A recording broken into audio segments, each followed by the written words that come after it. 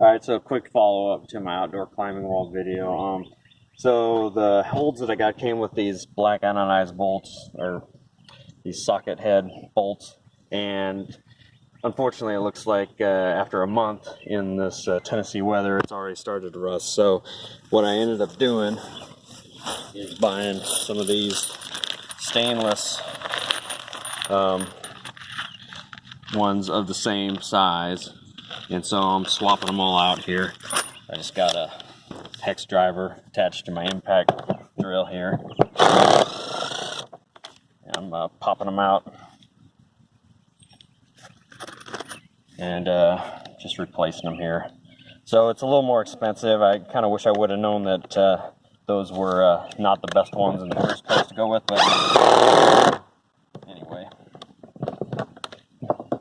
tight there.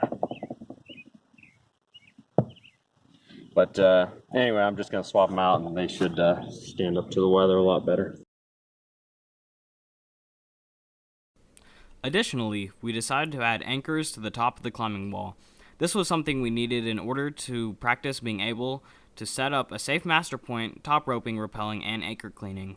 You can see we have standard anchors as you would see on a sport climb attached with the same stainless steel bolts and T-nuts. Under that we have quick links and wrap rings. While this might not be identical to all anchors, this should give us a starting point to practice rigging and cleaning concepts when we're out on real rock.